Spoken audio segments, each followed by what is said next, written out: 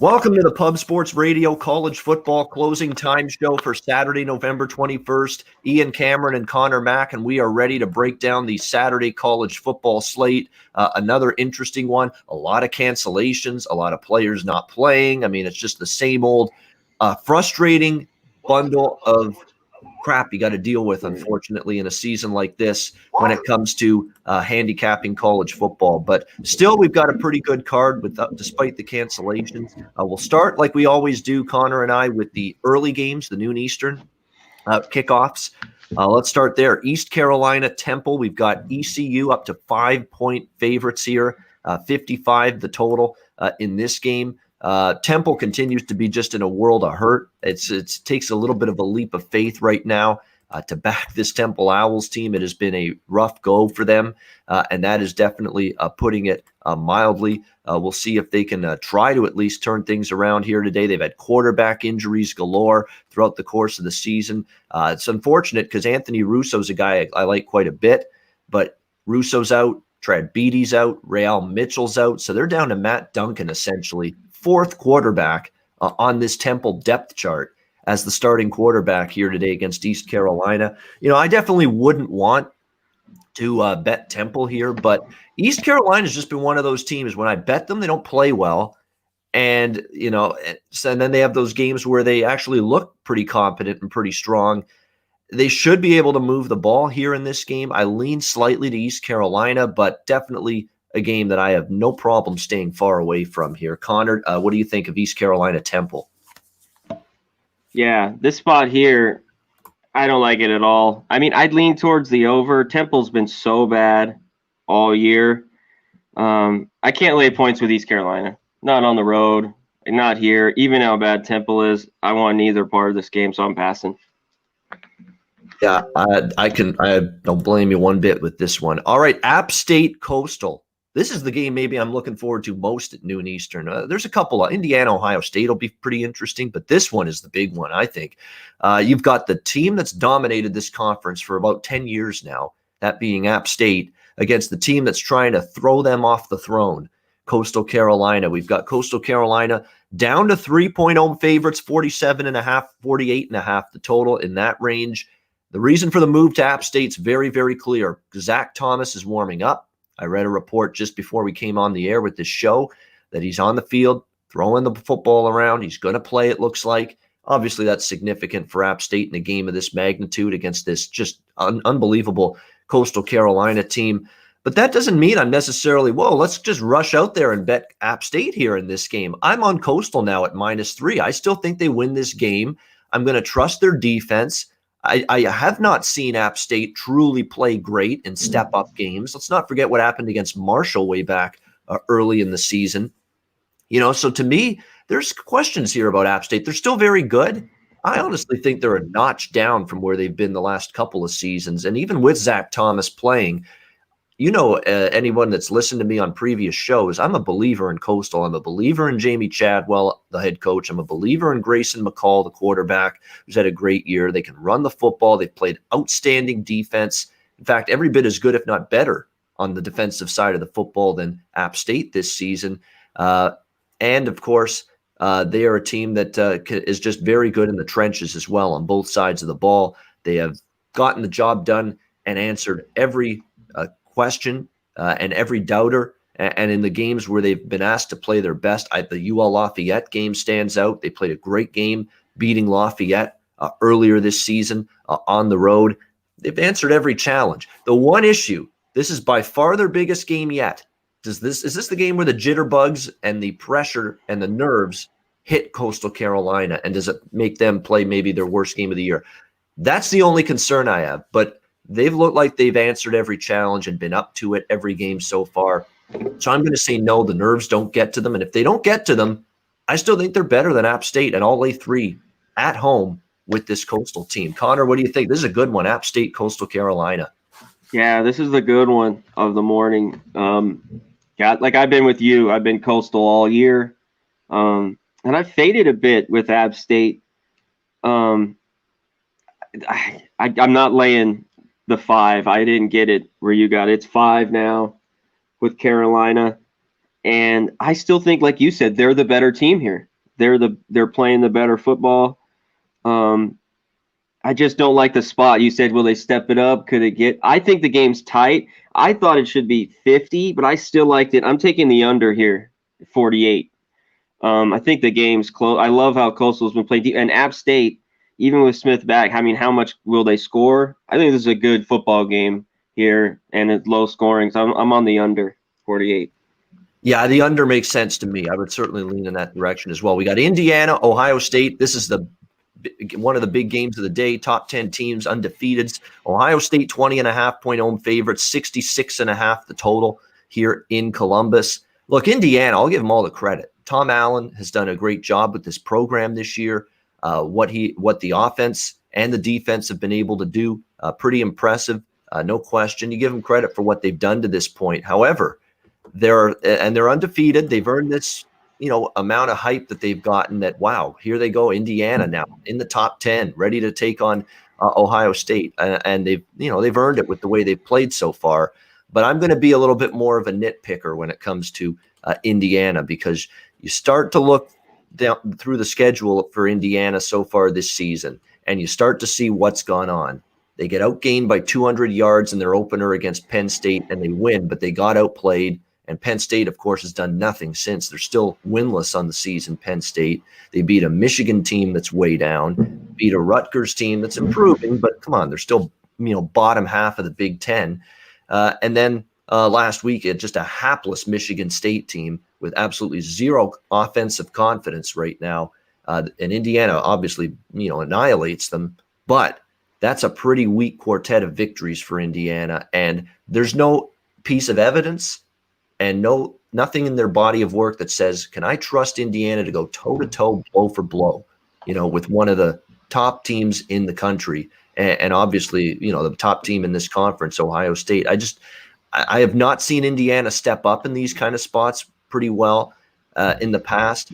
And considering the fact Ohio State's dominated this team, won most of the meetings by double digits, including 3 touchdowns or more, I believe in 4 of the last 5 meetings, and you're asking Ohio State to delay 20.5. So to me, if you like Indiana, it's a little bit of a leap of faith. They've looked good. They've gotten the job done. Michael Penix Jr., I think, is getting better each week, but they still left a lot of points on the board against Michigan State. Like, Michigan State wasn't doing anything, turning the ball over, and yet Indiana just, settling for field goals in the second quarter. They basically put it on cruise control in the second half and really didn't press the issue against Michigan State. They're going to have to today, and they're going to have to score. They're going to have to open things up. I like what Indiana's defense has done. They're not slowing down or shutting down Justin Fields in this Ohio State offense here, and that's my concern, is if they get behind, are they going to be able to rally back? I do think, though, Indiana's not going to get neutralized here, because Ohio State's green, inexperienced defense, which lost a lot of key starters from last year, they haven't been tested necessarily yet by a pretty competent offense. I think they will here in this game today against Indiana. So the total is what caught my attention. I do like it over 66.5. And from a side perspective, look, I'm not going in front of Ohio State here. I respect what Indiana's done, but this is the massive step up in class for them when you compare this game to the first 4 opponents that the Hoosiers have had. Conor, what do you think of this one? I'm with you here on the over. Look at Nebraska, is not very good, scored 17. Penn State scored 25, and Rutgers scored 27. I think Indiana gets that or more, 27 today, but Ohio State gets theirs. But I take the other side. I take the points with Indiana here. You're right, those stats were great. They have been outgained. Indiana's 6-1 their last 7 road games as a dog. There's a few good looks. I just think I wish I got 21. I tried to wait all week. But I still like a 20.5, and I definitely like the over in this spot. So I like it. Yeah, to Chemo in the chat, if you like the over, you're probably leaning Indy. The thing that concerns me is I think you could get like 48-21 in this game for Ohio State, and that would be a cover for. That's the final score I'm thinking of, 48-21 or 48-24, something like that for Ohio State in this game. I think it's going to be close to the number when it's all said and done. Like, I don't have a strong side opinion, but I do think the game gets up and over the total. Georgia Southern Army, that's the next noon kickoff in rotation order here. We've got Georgia or Army rather 3 to 3.5 point home favorites, 38.5 the total. Triple option versus triple option here. So both teams should know what to expect. I don't like getting involved in those games really when it's, both teams should be well prepared for what's coming. Army probably deserves to be the favorite being at home. Georgia Southern's been kind of up and down for me. I haven't gotten a really good read or seen a semblance of consistency from them game in and game out. And even the offense has been kind of underwhelming, which is surprising with that triple option and Shai Wertz as a veteran quarterback. But to me, it's just a lot of variables that are in play. So I'm leaving the game alone. Obviously, people liking the under. You're going to get a run-heavy, slow-paced game on both sides. But you're not going to see me betting under 38 in a college game. No way, no how. Conor, what do you think here? Georgia Southern Army. I'm right with you. Yeah, total's low. These schools, I want nothing to do with it. I guess it's set about right. If I had to lean, I'd lean Army just at home. I think the line's about right, but I got to pass. Yeah, these triple option versus triple option. Boring. I'm passing. LSU Arkansas. LSU 1.5 point road favorites in Fayetteville, 65 the total. The number's moving toward LSU, and it continues to trickle that way to LSU. And I know Arkansas, hurt me a little bit last week against Florida. Thank goodness I bet the over in that game. At least it minimized some of the damage in that Florida-Arkansas game. But I thought Arkansas would put up a better fight defensively against Florida. But it's become pretty clear nobody's slowing down Kyle Trask and the Gators right now at this point in time. First point spread loss of the season last week for Arkansas. So now they're 6-1 ATS. I'm still leaning Arkansas one more time here. What has LSU done to deserve road favorite status here in this game? They're going to go to TJ Finley, Miles Brennan injured at quarterback for LSU. The defense has been just pathetic this season for the most part. And of course, they got shredded by Auburn most recently. So they've had problems stopping teams on that side of the ball. I think the Arkansas offense with Felipe Franks they're getting better. And I know they got blown out last week by Florida, but that's because their defense couldn't stop them. Their offense with Felipe Franks is getting better each week. I would look toward the Arkansas side just a little bit, as well as the over. These are small leans, probably small bets for me. It's not strong opinions here. And maybe Arkansas is going to start going the other way now after this hot start. And when you think of, LSU last year versus Arkansas, LSU is probably like a 4-touchdown favorite, maybe even more. So look at the difference from one year to this year. LSU is probably laying 28 in this game against Arkansas last year. And now they're laying just 1-2. I get the point spread adjustment, but I still don't trust LSU. What do you think, Conor? Interesting game here. I think you're right. And I saw somebody tweeted, I think last year was 40, actually. 40 or 41. Yeah, the biggest. The biggest flip. Yeah. Champion LSU. Yeah. Yeah. I'd go with Arkansas too. Something about it, I just didn't love it. And I've been on Arkansas with you all year. I think it is too. I might make a small bet here. I haven't now, but that would be my lean. I think Franks, they get it done. LSU's they're just filling in spots right now. I think this season's kind of just, it's a wash. They're just done. It's like Penn State. They want COVID it over, and restart, next year. So I'm definitely looking at Arkansas and might get to the window with it. So. All right, we stay in the SEC at noon Eastern for Florida and Vanderbilt. We've got another big favorite here, Florida, 31 point favorites in this game, 31.5 actually. The total 69 across the board here. Yeah, good luck, Vanderbilt. Good luck today. You got Kyle Trask and this explosive, potent passing attack coming into your place, and all Vanderbilt has is the worst secondary and the worst pass defense by far in the SEC, and one of the worst pass defenses and secondaries in the entire country. This is going to be unless Florida's completely asleep today, and I thought they might be a little bit sleepwalking last week, and they weren't after the win against Georgia. And they're not going to sleepwalk here. This is still a game that's on national TV, and I know it's only lowly Vanderbilt, but Florida's got the Heisman Trophy campaign alive and well for Kyle Trask. And this is a game where you go out there and you put up some numbers and you put up some touchdowns. And if you can inflate the score and if you can inflate the number of points, you're going to go ahead and do it here, essentially. This is going to be a no-holds-barred type of game for Florida. They might score on every possession here, honestly. Like Vanderbilt last week gave up 35 points to Kentucky. All right. Kentucky's offense has been a problem all year in terms of just being able to be explosive and productive. And that's what they were giving up last week, or they gave up 38 rather to Kentucky.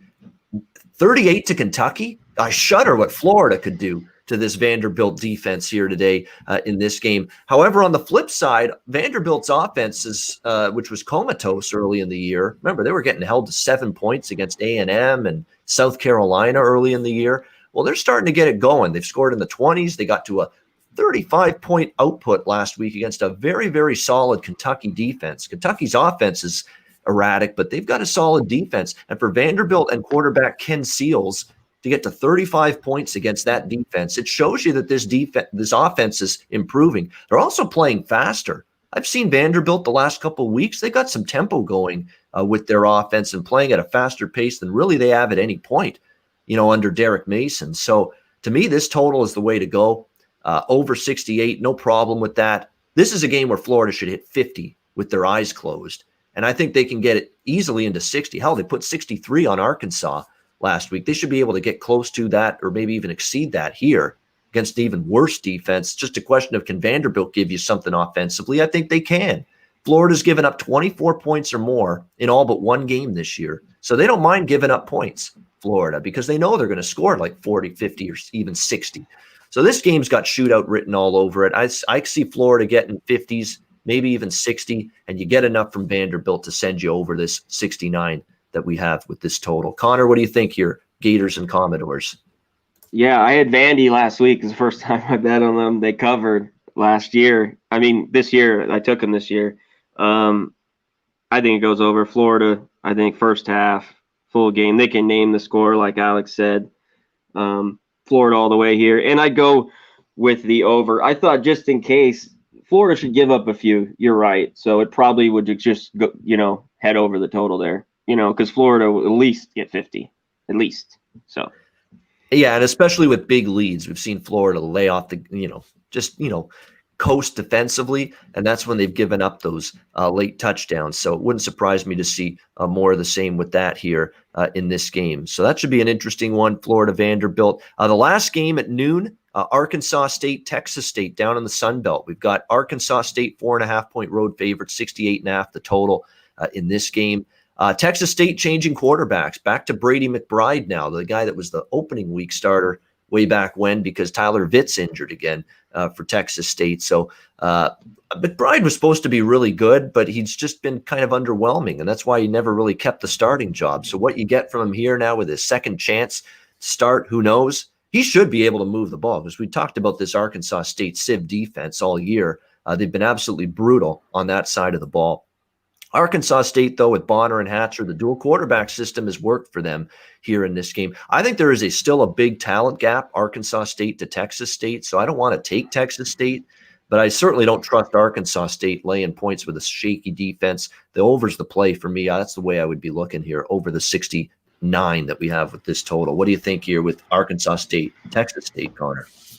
I think this one goes over. It's 67, but I think it goes over.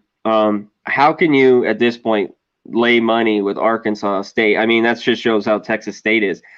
No way do I want to go laying points with Arkansas State, even at Texas State, how bad they've been. I think they've lost the last 3 or 4. They have not looked good. So almost a touchdown laying on the road. I got to pass here. I'd lean on the over. That's it. Yeah, definitely. All right, on we go. 2 p.m. Eastern. We've got Florida International, Western Kentucky. Western Kentucky, 7.5-point home favorites, 42.5 the total. If you want to lay 7.5 with this pathetic offense that Western Kentucky has, knock yourself out. I'm on FIU here, plus 7.5, and I don't like FIU very much. I think they're a very poor team. They've had a tough season. Something's got to give here, because their defense has been bad, but Western Kentucky's offense has been probably worse. I mean, they can't settle on a quarterback. They're scoring, 10 points against Southern Miss? Are you kidding? Southern Miss has been giving up 30s and 40s in their sleep this season to opposing teams. Western Kentucky's barely hitting 10 points against Southern Miss last week. Yeah, I can't lay 7.5 with this offense. It's dreadful. It's awful. They can barely get the ball in a position where they can score, Western Kentucky. So And Florida International does at least have some offense. And I'm telling you, in these games where you have, the weak defense or the weak offense, I'd rather have the weak defense and a team that can at least do a little something offensively, and that's FIU, than the team that pretty much has done nothing offensively this season, particularly last week against a beleaguered Southern Miss defense. And for Western Kentucky to only score 10 against them last week, that's a really, really bad sign. I'm on the underdog here. Connor, what do you think of FIU WKU? As soon as I saw this one, I crossed it out. If I picked a side, I'd be with FIU, but there's no way I could lay points with Western Kentucky. No way. With that offense, it's so slow, and no way I'd want to lay points. I think you're on the right side. If I was taking anything, I'd be on FIU for sure. All right, Rice, North Texas. We stay in Conference USA. North Texas, 2.5-point home favorite, 64.5 the total. This is for North Texas. This is their first game in a while. They're another team that's been impacted by COVID-19 issues. There's been a couple of injuries on the Rice side. Interesting that this much money has come in on North Texas here. They opened around Pick'em. It's -2.5 now in this game. I honestly think the wrong team is favored here. You can't even compare these two teams defensively. Rice is the much better defense, no question about that. And North Texas hasn't been able to stop hardly anybody this season. I like their offense, North Texas. Don't get me wrong. They can score. They can move the ball. They can put up points. Seth Luttrell's always gotten a team that is capable offensively. But Rice is just as capable offensively. I like the TCU transfer quarterback, Mike Collins. He's played well. They can run the football. And when you, again, measure these two teams' defensive numbers, Rice is the better defense. I just think better overall team. I think Mike Bloomgren, came over from Stanford, coached under David Shaw, and has taken this Rice job the last couple of years.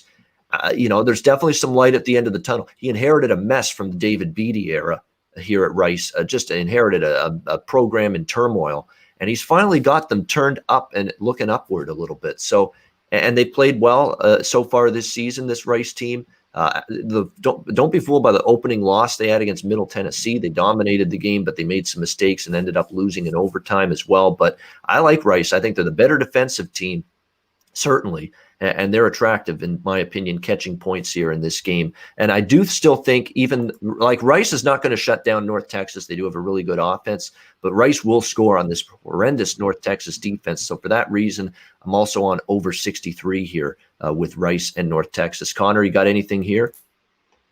I don't, but I would definitely go with the over here. I think everything you nailed. I think Rice is a bit better here. I just didn't love the spot. They haven't played since Halloween. They've had a few postponements. They've only played twice this year. But I'd be on that side, and I definitely would lean over.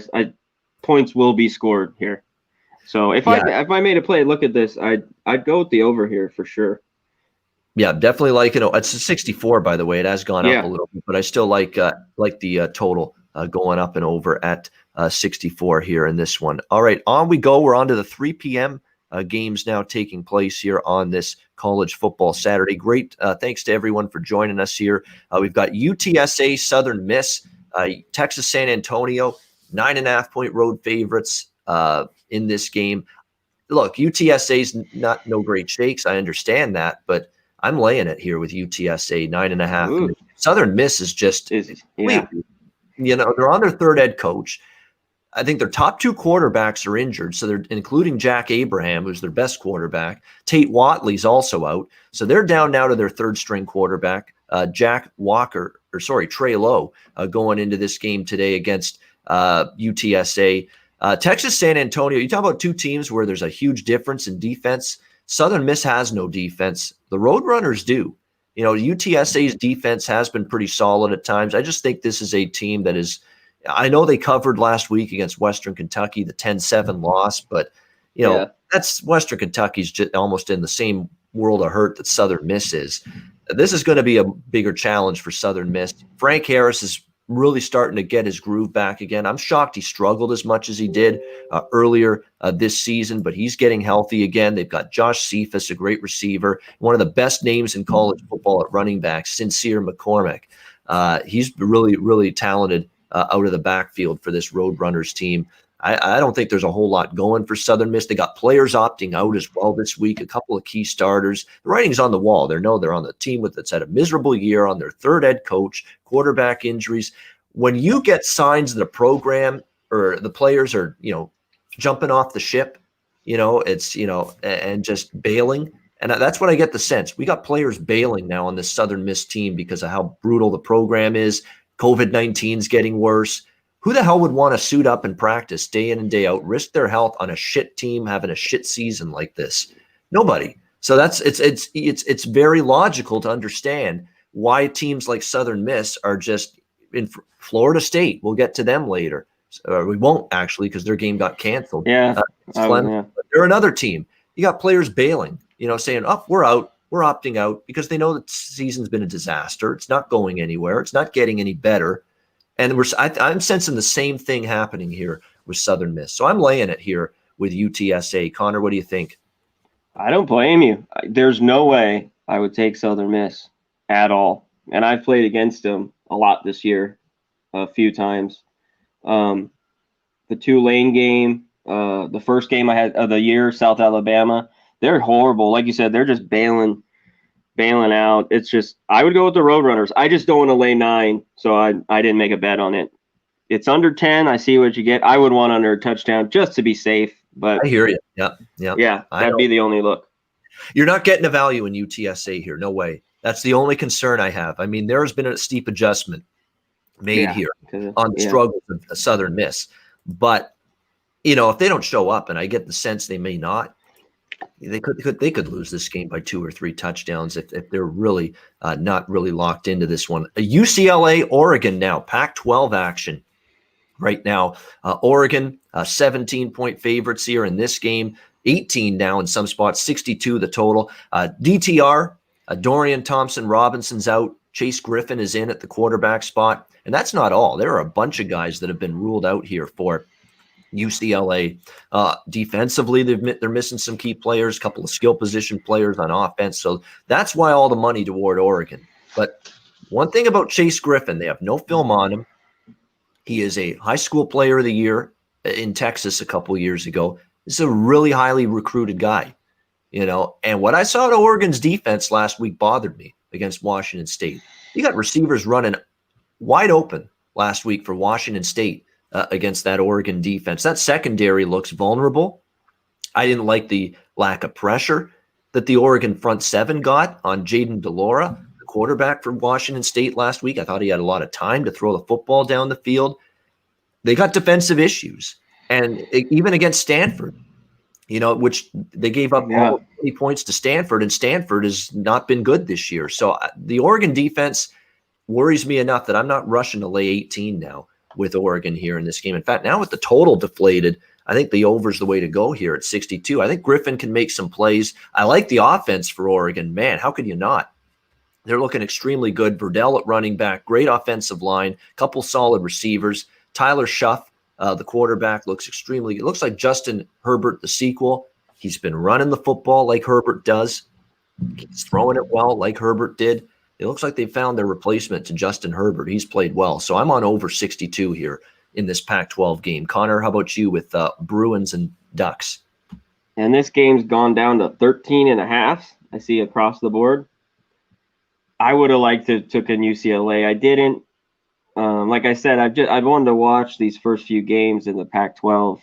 The over would be the play. I think UCLA could score here. If I could have got him earlier in the week, I wish I would have. I think they could have covered 2 touchdowns. If I could have got around 17 with UCLA. I kind of glanced at these Pac-12s I've been we've been talking about. I've won a few. I've been watching. I've lost a few. And we'll talk about the one that's late tonight, the SC Utah one that I might get involved with. But I'm passing, but I agree with you. Points will be scored. I think UCLA gets theirs. And now that it's under 2 touchdowns, it's a little, but I would have liked to got UCLA. I think they could hang around here in this game. Yeah, it's too many now to lay with Oregon. I completely agree with you there. We got Iowa, Penn State. Penn State now the favorite here. 1.5 point favorites. Total 44.5, 45. What is it?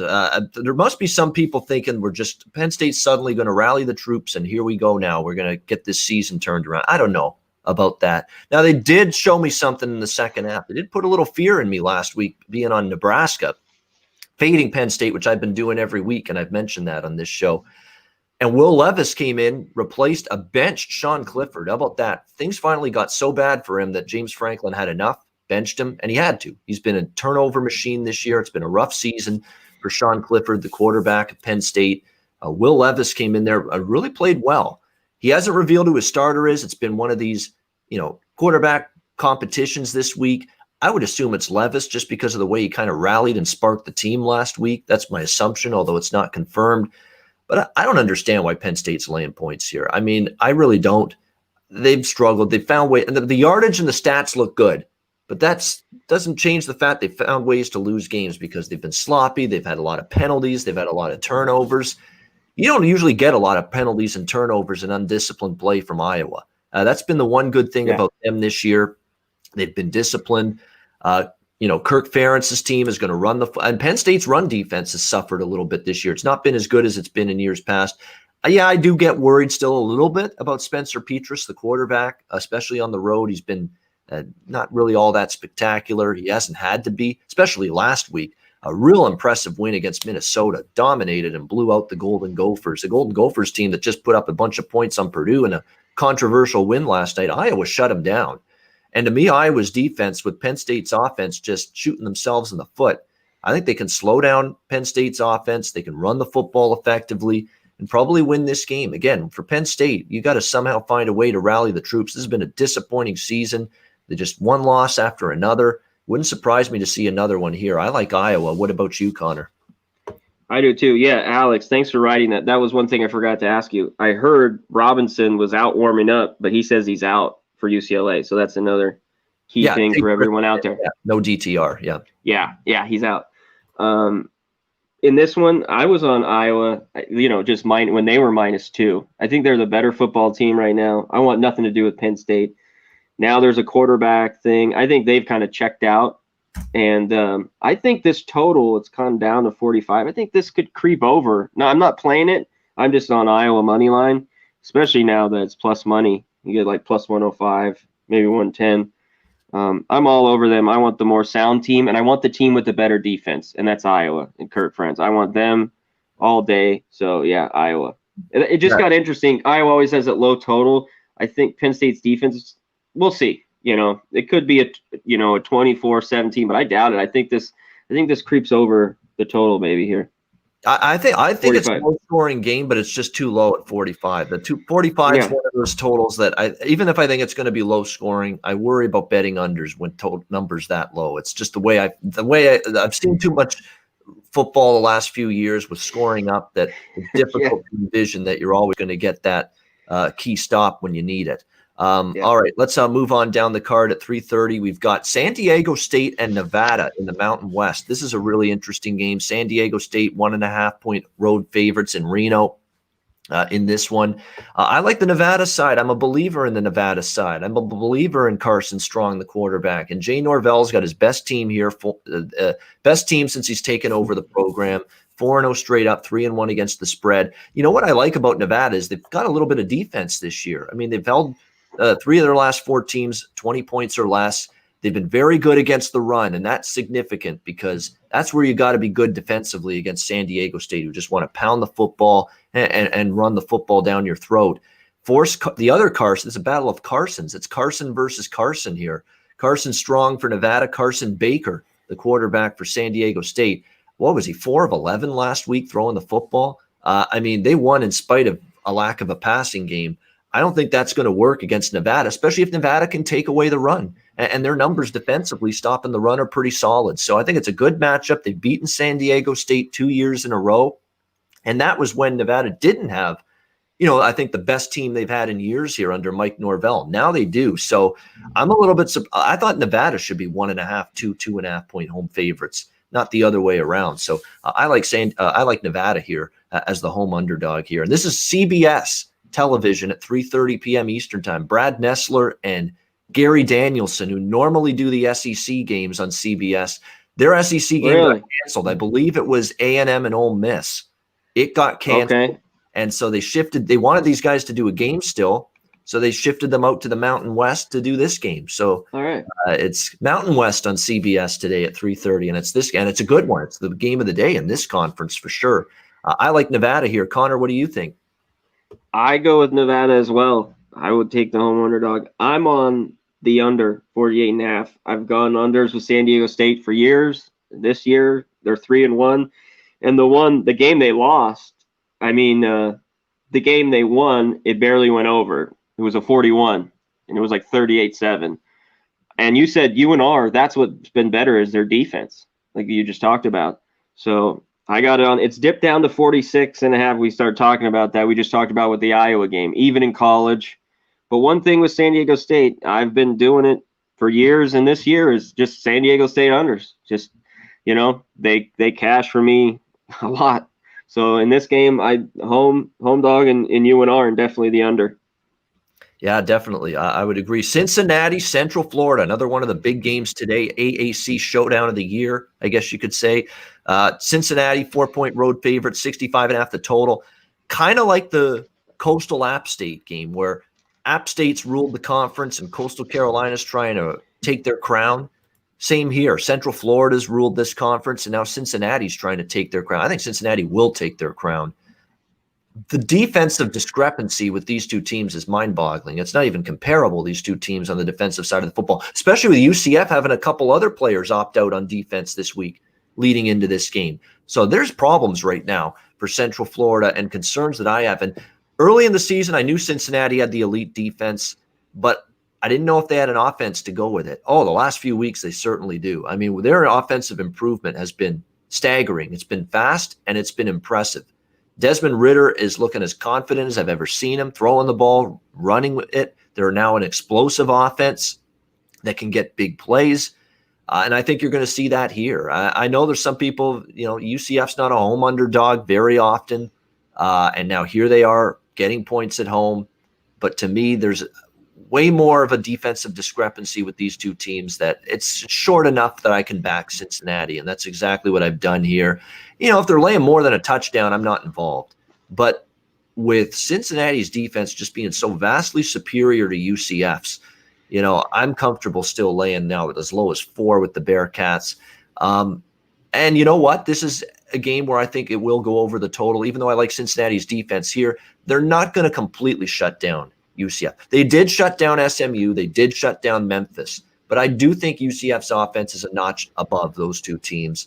I don't think you're going to shut down Dylan Gabriel and the potent offense completely. I could see UCF getting into the 20s at least, and Cincinnati getting 40 right now. And they're not going to stop. Luke Fickell showed it last week against East Carolina. They want to punch in a late touchdown. Oh, they will. This is the best opponent on their schedule. This is the biggest game remaining on their schedule. If they're up, let's say, 42-20. It's just below the total right now, and there's like 3 minutes left. Cincinnati's got the ball, and all their starters are in. They're going for that touchdown. You better believe it. Yeah. Like they did last week. So I do like the over as well. Cincy and over for me. Conor, this is a game I can't wait to see. Bearcats, Golden Knights. What do you like here? I'm with you. I got to take the team with the better defense. And as long as it was under a touchdown, I was good in the lower I got, and it's 4 today. I got a 4. I'm all over Cincinnati. Central Florida hasn't been the same. They've been able to score this year like they have been, but their defense is just a sieve.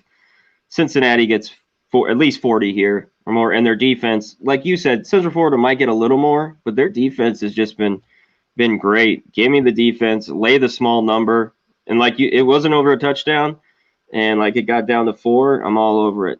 Cincinnati here. Real quick, I want to shout out Wolf Spreads. If anybody in the chat, go download it. It's an app.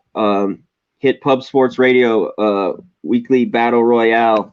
You get 2K to bet on NFL games. It's super fun. A bunch of our guys in the chat do it. And at the end, if you win it at the end of the week, you get a bunch of merch from PSR. So download Wolf Spreads, guys. There you go. Do it. Wolf Spreads. Lots of great contests there for sure on that app with Pub Sports Radio. All right, on we go. 3:30. California, Oregon State. We've got Cal, about 2-point road favorites here. Lots of Oregon State money, 46.5 the total. Yeah, I'm going to need to see Cal play a whole lot better than they did last week against UCLA before I back them again. No question about it. It was a rough day. I mean, the defense. What happened to this Cal defense?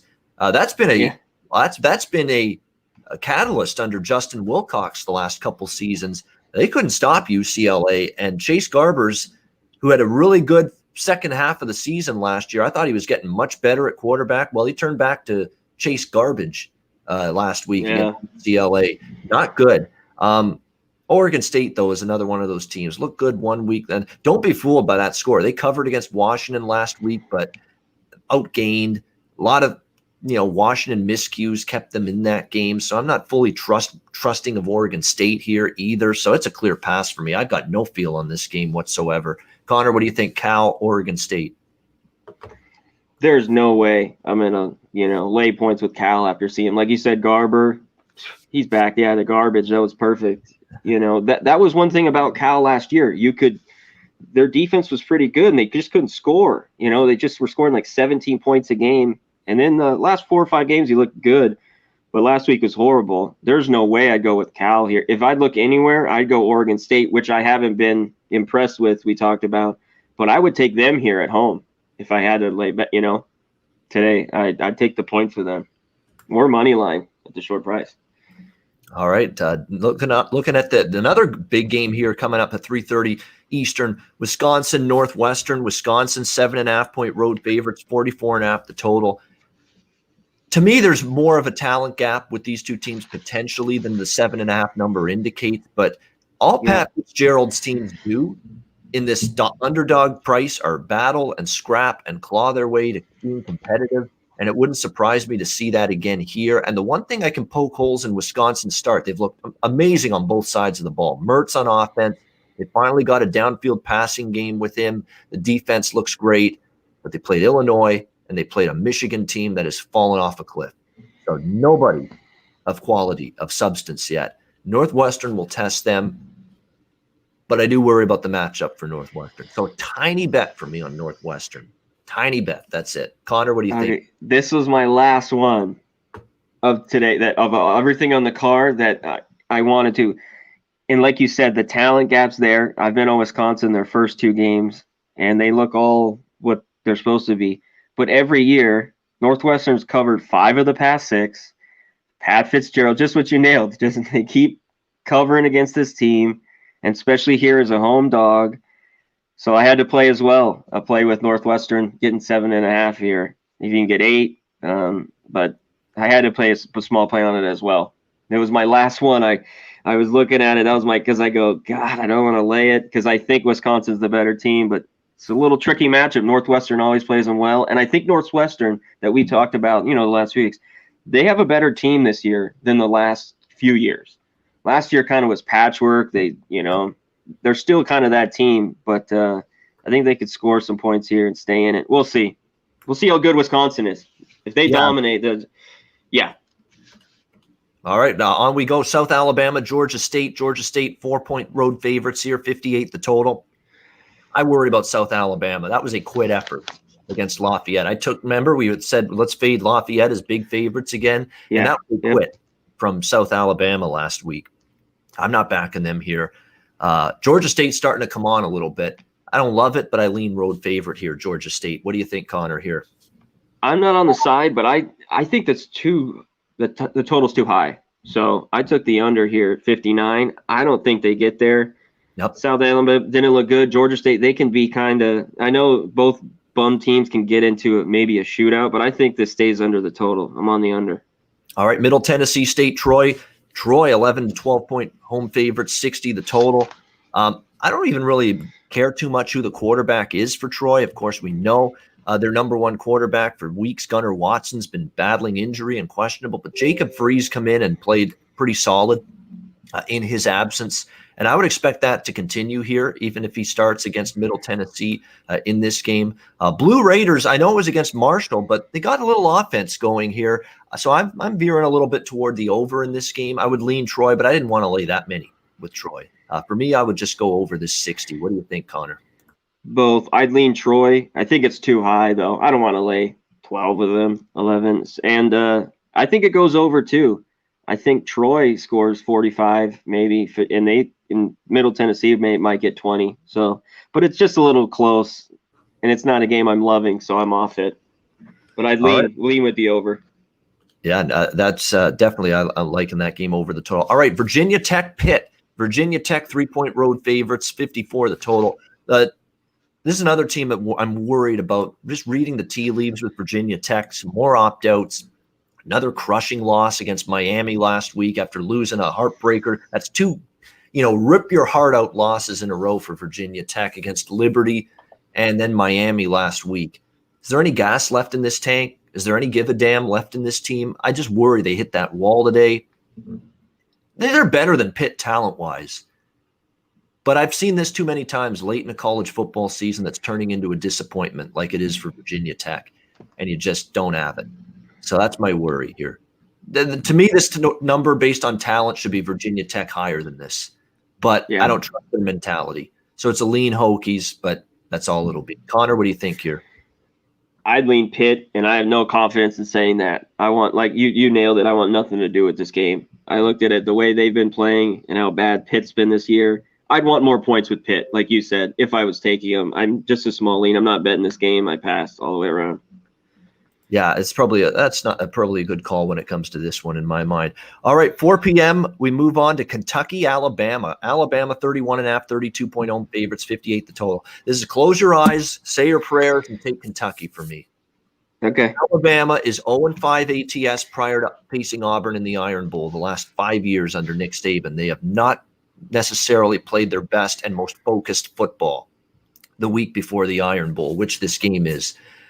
Kentucky's just not a team that gets blown out very often. Against Georgia just a few weeks ago, what did they lose that game? 14-3? Not a terrible showing. The defense hung in there. Now, obviously, it's going to be much tougher. Mac Jones and this explosive Alabama offense. I get that. But Kentucky hasn't lost by more than 3 touchdowns in 4 years. Just to put this point spread in context, Kentucky hasn't lost a game by more than 3 touchdowns in 4 years, and it's all under this same coach. Now, their offense is not a come-from-behind offense, so if they fall behind by 3 touchdowns or 4 touchdowns, it could get away from them. But this is just a lot of points in a spot where Nick Saban and Alabama have not been good historically, and Kentucky defensively, you got to hope they at least show you something. And they are pretty solid defensively until last week. And Vanderbilt had a lot of success against them, which is another thing that worries me. But it's just too many points. I'm going to have a little pet play on Kentucky here. It's just a lot of points here in this particular spot.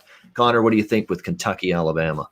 Well, your stat just killed me there. What a good stat. I did not know that. I actually am laying it here, and I don't lay points like this normally. I don't know why. This year's Alabama team's just been really beating teams up bad. I think they get up early and they cover this. I hope. Now I'm scared shitless. Kentucky, to me, is a team that has kept it close. We'll see. This is a close one. You're right. With Auburn on deck, but Alabama hasn't played in 2 weeks. So I thought they'd be fresh, ready to go. But they might be going through the motions, and I might be on the wrong side of it because I hate laying points like that, but I did here. Yeah, I would agree with AB in the chat saying the under's worth a look. I'm scared to death usually to bet Alabama under, but this one, I could see them sleepwalking a little. Kentucky's going to really slow it down, which they always do on offense, rely on their defense. And the one thing about Kentucky is their secondary is not bad. And obviously Alabama's become much more of a pass-happy team the last couple seasons. Yeah. So the under does – that's definitely a lean for me.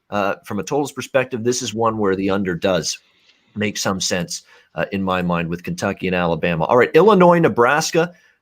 We've got Nebraska laying a big number, 17, total 61. I'll tell you what, Luke McCaffrey was good last week. Thank goodness Scott Frost came to his senses and ended up benching Adrian Martinez. It was the right move, in my opinion, no question about that. And now it's going to be Luke McCaffrey's job, I would think, moving forward.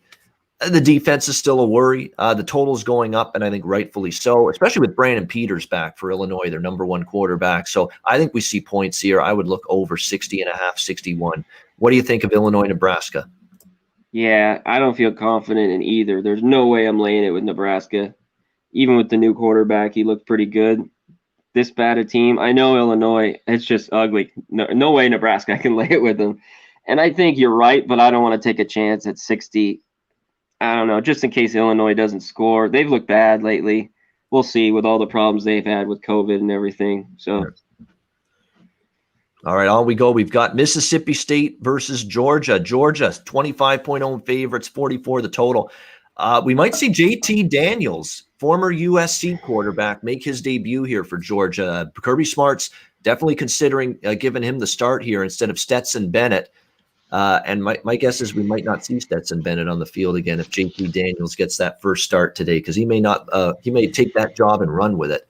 I thought he was probably the best suited quarterback for the starting job before the season.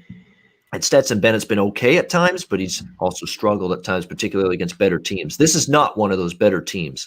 Mississippi State, I mean, seems like eons ago that they looked so impressive, and we were getting all excited about this team with that LSU win in the first game of the year, and it's been nothing but disaster for Mike Leach and the Bulldogs ever since then. KJ Costello might not even start. They may go to the backup here, so he's already souring on Costello.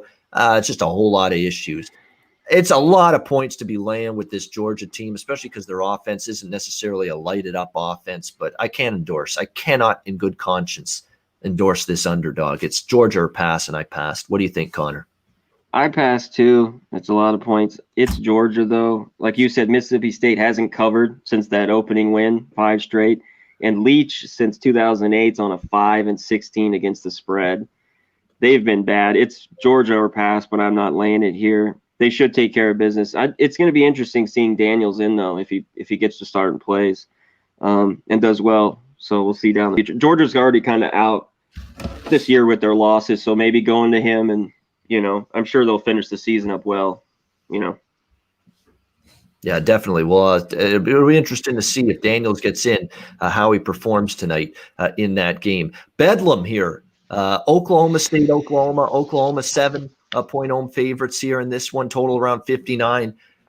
I've usually been on Oklahoma State in this rivalry game. They've also been getting more points in this rivalry game than they're getting here. And I can't overlook the fact Oklahoma, from a straight-up perspective, has dominated them. And a lot of these wins have been by double digits. And now they're only laying 7. So I don't love it, but they're 4-0 straight up, 4-0 against the spread, Oklahoma, their last 4 games. Remember, we were all getting worried that the season was getting away from them after those back-to-back losses to Kansas State and Iowa State. Well, since then, they've reeled off 4 straight wins and 4 straight covers, and the defense is actually getting better for Oklahoma. And Spencer Rattler's played better in recent games. So, and Oklahoma State's still banged up on offense. So line injuries is Tylan Wallace going to play, the great receiver for this team? We don't know that yet. There's issues for Oklahoma State. I lean a little to Oklahoma here, Connor. What do you think of this one? Bedlam.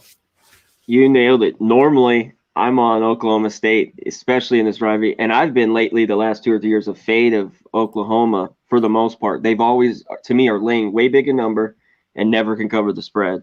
Yep. They've looked good lately. I think the number's low. I would love a 6.5. Of course, I never got there. But I still at 7. I waited all week. I took it. And I like the over here.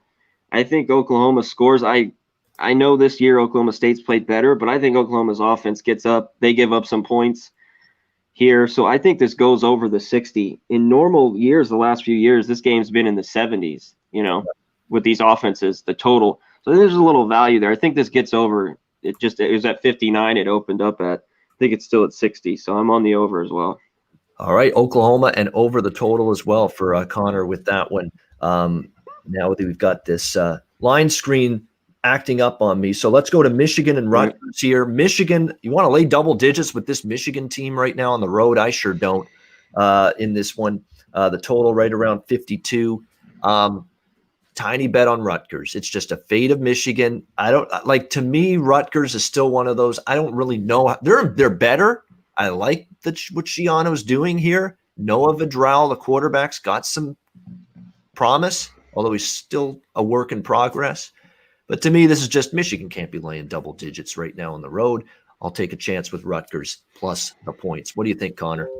Me too. Love it. Love a double-digit dog at home. This is the spot. No way I want to lay it with Michigan. No way. No way. Rutgers here. I know they're still got a ways to go, but I'll take 12 here, 12.5 all day. All right, SEC, Tennessee and Auburn. We've got Auburn 10.5-point home favorites, 50.5 the total in this game. Can you make a case for Tennessee? I sure can't. 0-4 straight up, 0-4 against the spread last 4 games, all double-digit losses. Here's the issues for Tennessee. You got no quarterback. Jarrett Guarantano stinks. He is hot garbage as far as I'm concerned. They might not even start him. They've got 3 quarterbacks practicing for them this week. And Jeremy Pruitt hasn't decided who's going to start. The defense has fallen off. The coaches are at each other's throats. There's dissension and infighting with the coaching staff, apparently, in Tennessee this week that's come out to light. This is a dysfunctional powder keg of a program right now. It's going off the cliff. They've quit repeatedly in games. Once things went bad against Arkansas in their last game, they quit. When things got bad against Kentucky, they laid down and quit. Same thing with against Georgia, and every loss they've had this year, there has been no fight back from this Tennessee team. I'm on Auburn here. This is one of my favorite plays of the day, in fact. Auburn is getting better. 2 straight wins, 2 straight covers. The defense is coming around. Bo Nix had 2 of his best games of the season before their bye week, and they're just in a much better place mentally and on the field performance-wise than Tennessee right now.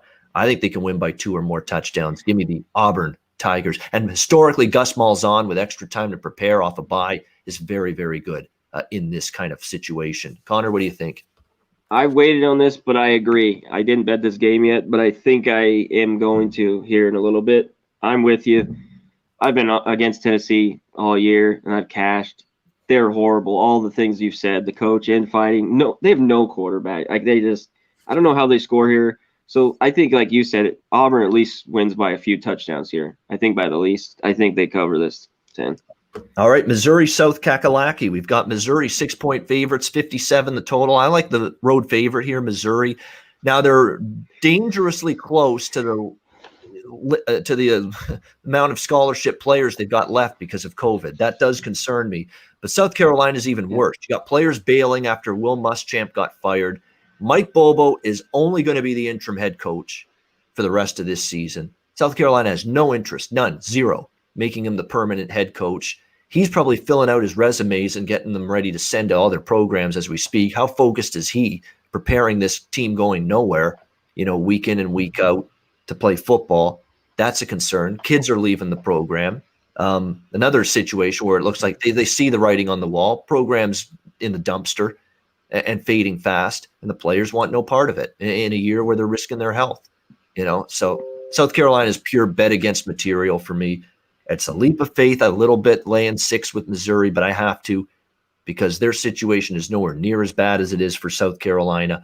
I do think we get points. Bobo did say they're going to try to air it out, unleash the shackles of this offense a little bit. And I like Bazelak and a bad South Carolina defense. He should be able to make plays. So I like the favorite, and I like the game over the total, 57. Missouri, South Carolina, Connor, anything for you here? No, South Carolina is so bad lately.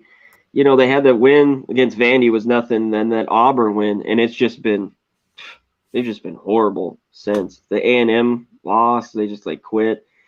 They scored a little bit last week, but I can't take them here. And I do like Missouri. I just think it's too much. If this was more 3 or under, I might take them. I think it's just a little too high, but Missouri is the better team. Will they pull it off? Who knows? I had to stay off this game.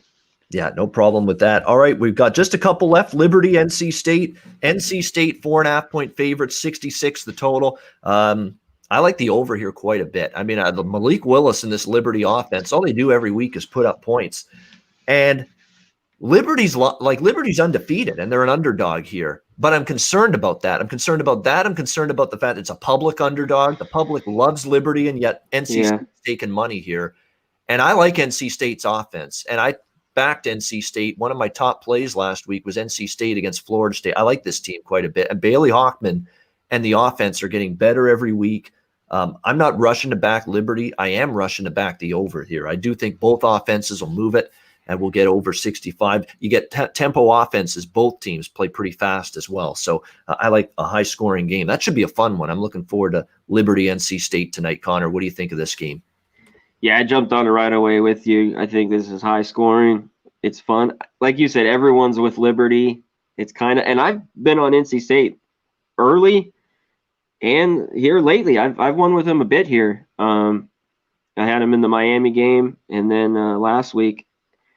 I think they're the better team, but Liberty keeps playing really well, So I don't really love the side, but right away, like you said, I jumped all over the total. All right, liking the over as well. Arizona, Washington, back to the Pac-12 we go. Actually, the next 2 games in the Pac-12. We've got Washington 12-point home favorites, 53 the total. I'm not laying doubles with Washington. No way. I said they're a bet against team for me with new head coach, a quarterback. That Dylan Morris quarterback for Washington, he did not impress me one bit against a very suspect Oregon State defense last week. I was not impressed with anything I saw from him. And the Washington defense is completely rebuilt. I think Grant Gunnell in Arizona can have some success moving this ball against Washington's defense, which, again, has got a lot of new faces, new pieces on it. And I don't trust Washington's double-digit chalk right now. The one concern is Arizona battled their guts out against USC last week, had a chance to win that game. They thought they had won it with that touchdown drive with a minute to go, and then USC goes right back down the field on them and wins it late.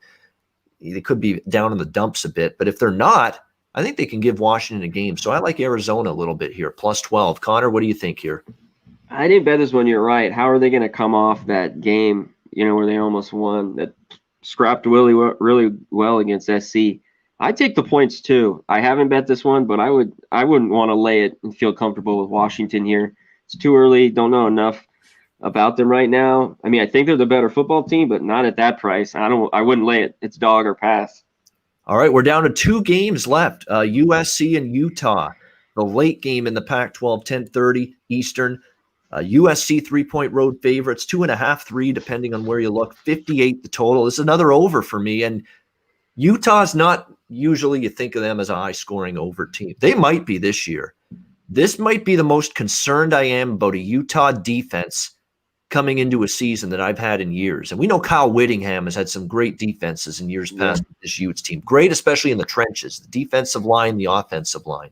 But the defense has lost a ton from last year. And even Whittingham, in some quotes I read this week, sounds like he's a little unsure what to expect from his defense. And that was a tell that they may not be ready to play great right away this season. So that's trouble when you've got Keaton Slovis and a very explosive USC offense coming in to play you in your first game with question marks on defense. Utah's offense probably has some question marks too, but have you seen the USC defense the first couple weeks? They're giving up big plays. They're taking penalties. They're just not looking good. They're not stopping the run. They're getting attacked through the air. They're having issues stopping people. Arizona State moved the ball against them. So did Arizona. And Utah does have, at least, it looks like, he didn't say it, but he was leaning in this direction, that he's leaning toward the South Carolina transfer, Jake Bentley, at quarterback. We've seen him for years at South Carolina. A lot of inconsistency with him there, no question. But you're going from SEC defenses and Will Muschamp, who couldn't coach offense if his life depended on it. And now you're going to Utah here, where at least I think you've had worse defenses in the Pac-12 by far.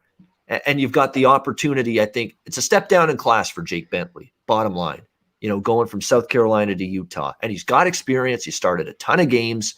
I think he can go in here and move this ball against USC tonight. So I like the over a little bit, 58.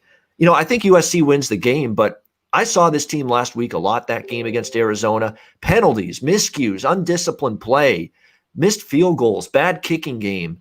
That's going to show up on the road at some point.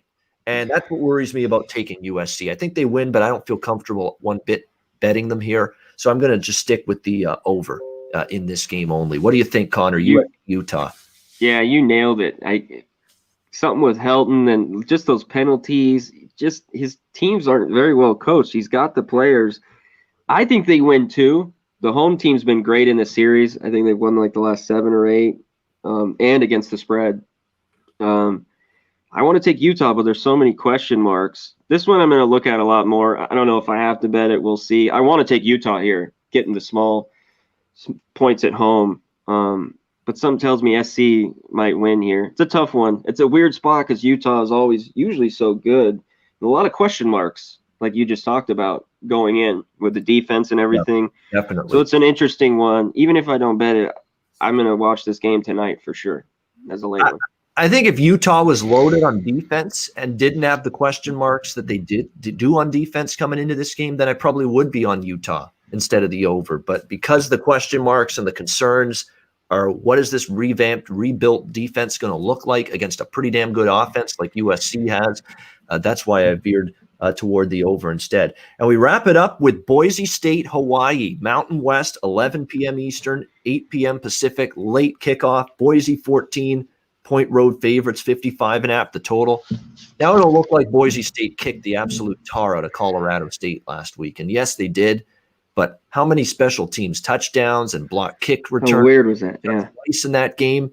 You take all that away, and against a bad Colorado State defense, and they got Hank Bachmeier back at quarterback, the offense was out of sync. It wasn't really a great offensive game for Boise. And now they got to go on the road here, and their defense got lit up a little bit by Colorado State. And now they got to go on the road to the island, lay 14 on the road against a Hawaii team that's usually pretty tough at home, at least competitive at home.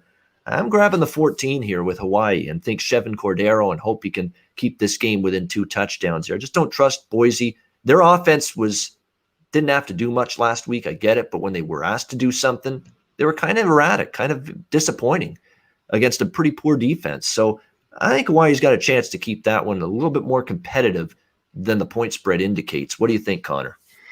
Yeah, what a weird those stats were in that game. You know, the special teams touchdowns and just how strange they were. I saw the article the next day and how many, yards and everything Colorado State had to Boise. It was crazy. These games have been crazy, especially midweek. These games, just weird scores, weird yardage, flags. But I want Hawaii here too. I haven't bet yet. Like you said, Hawaii just hasn't played well this year. Hopefully at home they play better. It's more been on the road. But I think it's a lot too. I think it's too much here with Boise State. If I had to take in, I might is Hawaii plus the 14, the 2 touchdowns. All right, so you're leaning to Hawaii plus 14 as well. All right, that wraps up the card, and we're going to wrap up the show, that is.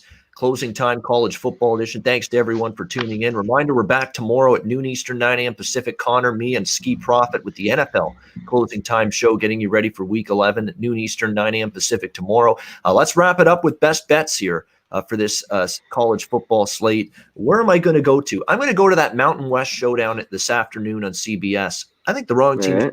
I like Nevada, plus 1.5. I believe in this team. San Diego State, their wins, UNLV, bad team, Utah State, bad team, and who is the other team they beat? I'm trying to remember it, but it was a team that was one of the weaker ones as well in the conference. UNLV, Utah State, and it was another team that was a bottom half of the Mountain West type of team. The one good team in the Mountain West that San Diego State's played, they lost at home as almost double-digit favorites against San Jose State. I think Nevada is going to get them today. They can stop the run, which is key against San Diego State. They've got good numbers with their run defense, and I think that proves to be the difference in Carson Strong. The secondary is the weaker link for San Diego State, and I think Carson Strong exploits that today. I like Nevada plus 1.5. We'll use that for my best bet. Connor, if you had to make a best bet, throw one out there for the viewers, what would it be? I'll stick with Iowa, but I'm not. That was the one. I'm going to go Cincinnati, and it's going up. I guess everyone. It was at 4 this morning, and now I see 6s, 6.5. I think they win here. I think they show they need. I think they know how big this is, especially in a year like this where they could make maybe the playoff or get in or slip in or be right there. They gotta go there and take it to Central Florida, who's just has a bad defense. Period. They might be able to score a little bit, but I'm going with Cincy here. I got 4, but I think you're good under the touchdown as we talked about a little bit earlier. All right, and I agree with you with that one, and I like it as well. Cincinnati -4 against Central Florida. That's Connor's best bet, and mine is Nevada plus 1.5 against San Diego State. All right, that'll wrap it up. Great show as always, Connor. This has been a lot of fun doing on these Saturdays. Hope everyone in the chat enjoyed the show. Thanks to everyone for tuning in. Reminder, join us tomorrow, noon Eastern, 9 a.m. Pacific. We'll be back right here with you for the NFL closing time show. For Connor, Mac, I'm Ian Cameron. Have a great Saturday. Good luck with all your wagers. Enjoy the college football action. We'll see you again tomorrow on Sunday right here for the NFL closing time show.